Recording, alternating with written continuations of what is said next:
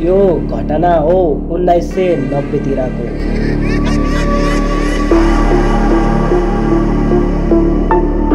म त्यति बेला जम्मा 7 वर्षको थिएँ। म साथीहरूसँग रमाउन र खेल्न एकदमै मन पराउँथे। साथीहरूले बेला बेला भूतको कुरा गरेको सुन्दा डरले मेरो त सातो नै जान्थ्यो। उनीहरूले कहिले हिजो राति मेरो बाबालाई कामबाट घर आउँदा भूतले नखटेको नि भनेर सुनाउँथे। कहिले मेरो हजुरआमाले भन्नुभएको भूतले त मान्छे खान्छ अरे नि भन्थे। म यी सबै कुराहरू सुनेर थरथरी काम्थेँ।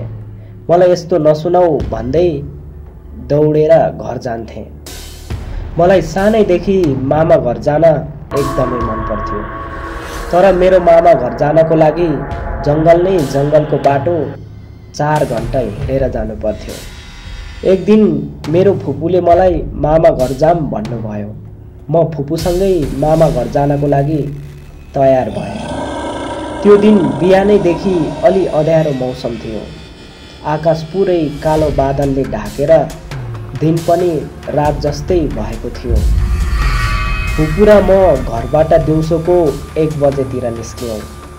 दिन अँध्यारो भएकाले मलाई मामा घर जान अलि मनमा डर लागिरहेको थियो। मैले फुपूलाई सानो स्वरमा भने, फुपू बाटोमा केही त हुँदैन नि? फुपूले हाँस्दै भन्नुभयो, केही हुँदैन लाटा, साथमा तेरो दिदी छ त। दिदी भएपछि तँलाई के को डर? फुपूको यो कुरा सुनेर म अलि खुसी भएँ। घरबाट निस्केको 2 घन्टापछि हामी हिँडेर काउले भन्ज्याङ पुग्यौँ। काउले भन्ज्याङ पुग्ने बित्तिकै एक्कासी ठुलो पानी पर्यो। पानी परेकाले हामी त्यहाँ करिब 2 घन्टा जति बस्नु पर्यो। त्यहाँ हामीले खाजा पनि खायौँ। पानी अझै पुरै रोकिएको थिएन।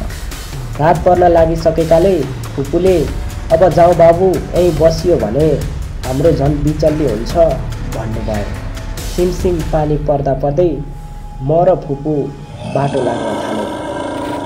फुपूले बलियोसँग मेरो हात समाएर, बाबु अब अलि छिटो हिँड ल, रात परिसक्यो, जङ्गलमा डर हुन्छ भन्नुभयो। फुपूको यो कुरा सुनेर मेरो मनमा कता कता डर पैदा हुँदै गयो। म फुपूको हात समाएर हिँड्न थालेँ। आधी बाटो पुगेपछि घाम डुब्न थाल्यो र बिस्तारै साँझ पर्दै गयो। हामी ठुलो जङ्गल कालीवन पुग्नै लागेका थियौँ। जङ्गलभन्दा अलि अगाडि एकान्तमा एउटा घर थियो। रात पर्न लागेकोले फुपूले त्यो घरबाट आगोको अगुल्टो लिएर बाल्दै जाउँ है बाबु भन्नुभयो। मेरो त डरले शरीरमा काँडाहरू उम्रिन थाले। फुपूले त्यो घरमा पुगेर पानी मागेर पिउनु भयो अनि मलाई पनि दिनुभयो। हामीलाई त्यो घरको बुढी आमाले, बाबु नानी यति राति जङ्गलको बाटो कता जान लायौ भन्नुभयो। फुपूले हामी त्यहीँ पारी डाँडामा मामाले जान आएका आमा भन्नुभयो। फुपूले आमासँग तपाईँसँग पाइपको टुक्रा भए दिनु न, हामी त्यही बालेर जान्छौँ भनेर आग्रह गर्नुभयो र त्यस घरको आमाले हामीलाई पाइप बालेर दिनुभयो। हामी बाहिर आएर हेर्दा त पुरै अन्धकार भइसकेको थियो। अझै हामी मामा घर पुग्न करिब 1 घन्टा जति लाग्थ्यो। फुपू र म पाइप बालेर हिँड्न थाल्यौँ। अब हाम्रो यात्रा कालीवनको जङ्गलतिर सुरु भयो। म सानो भएकाले होला त्यो कालो घनघोर जङ्गल देखेर म त एक्कासी झस्किएँ। त्यो जङ्गल हेर्दै डर लाग्दो, राक्षसहरूको घर जस्तो ठुला ठुला अग्लो रुखहरू, उस्तै उन्युका झाडी र ठुला ठुला पातीका गाँजहरू। फुपूले भन्नुभयो, दिउँसै त अन्धकार हुने यो कालीवन रातमा झन् यस्तो देखिएको छ, नडराउला बाबु। कालीवनको बिचमा एउटा ठुलो खोल्सा थियो। त्यहाँ थुप्रै थोत्रो कपडाहरू र पुराना भाँडाहरू फालिएको थियो। मैले त्यो देखेर डरले फुपूलाई सोधेँ, फुपू त्यहाँ कस्तो कपडा फालेको हो? फुपूले, कसैको होइन बाबु, जङ्गलको बाटो डर हुन्छ, अलि छिटो हिँड्नुपर्छ ल फुपूको कुरा सुनेर मेरो त मुटु नै हल्लिए जस्तो महसुस भयो। अन्धकार रात, घना जङ्गल, सुनसान देखेर अब त केही होला कि भन्दै मेरो मन भित्रभित्रै डरले ज्यान सिरिङ सिरिङ भएको थियो। म डराएर उनको हात बलियोसँग समाउँदै हिँड्न थालेँ। हामी झन्झन अन्धकार रातमा जङ्गलभित्रको बाटो हेर्दै गयौँ। कालीवन अत्यन्तै कालो भइसकेको थियो अनि चराहरूको आवाज डरलाग्दो बनिसकेको थियो। झुक्किएर पातमा टेकेर आवाज आउँदा पनि मैले लौ के आयो भनी झसङ्ग हुन्थेँ। मनभित्रको डरै डरमा हामी आधा जङ्गल पार गरिसकेका थियौँ।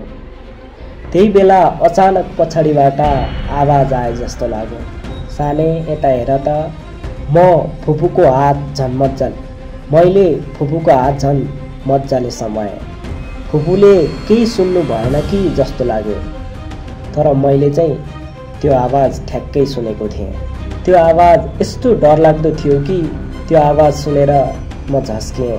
म रोँदै फुपूलाई भने, फुपू फुपू हेर्नु न मलाई कसले बोलाएको। फुपूले टोलाउँदै मलाई हेर्नुभयो। चुप लाग, डर नमान, कहिलेकाहीँ जङ्गलमा यस्तै हुन्छ, तर तिमीलाई त्यस्तो लागेको मात्र हो। यति भन्दै हामी हिँड्यौँ, तर फेरि आवाज आयो र फुपूले पनि सुन्नुभयो। आवाज सुनेपछि पछाडि फर्केर हेर्दा कोही पनि देखिँदैन। फेरि हामी अगाडि पाइला चाल्दै थियौँ। एकछिनमा ठुलो आवाज नै सुनियो। म त त्यो आवाज सुनेर बेहोस नै हुन्छु जस्तो भयो। फुपूले मलाई डर नमान बाबु भन्नुभयो। एकछिनमा पछाडि फर्केर हेर्दा सेतो पहिरन गरेका डरलाग्दा मान्छे निस्किए। म त्यो डरलाग्दो सेतो मान्छे देखेर एक्कासी तर्सिएँ, सलङ सुलङ्गै भएँ। ठुलो स्वरमा फुपू भन्दै अँगालो हालेँ। बाटोमा देखिएको ती सेता मान्छे एकैछिनमा फेरि गायब भए। म रोँदै थिएँ, फुपू पनि डरले रातो पिरो हुँदै थिइन्। फुपूले मलाई काखमा लिनु भएर दौडिन थाल्नुभयो। दौडिँदै पाइपको आगो एक्कासी निभ्यो। सानो बच्चा म त्यो के होला भन्ने केही पनि थाहा भएन, डर मात्रै लाग्यो, जिउ कामिरह्यो। ल अब ठुलो कालबाट बाँचियो भन्दै हामी हिँड्न थाल्यौँ। जङ्गल सकिनै लागेको थियो, तर अलिकति अगाडि पुग्दा फेरि अघिकै जस्ता सेतो पहिरन गरेका 5 जना हाम्रो अगाडि ठाडै उभिए र हामीलाई हातको इसाराले बोलाउन थाले।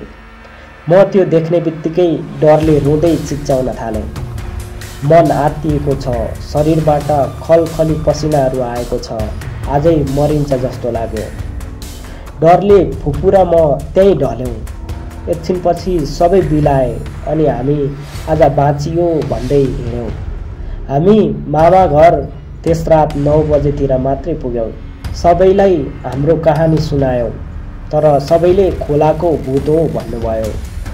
फुपूको अनुहार मलिन थियो, मेरो आँखामा आँसु थिए।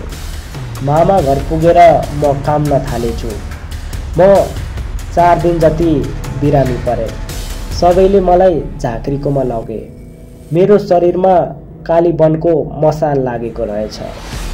झाँक्रीले झारफुक गरेर मेरो ज्यानबाट मसान फाल्यो र म बिस्तारै ठिक भएँ।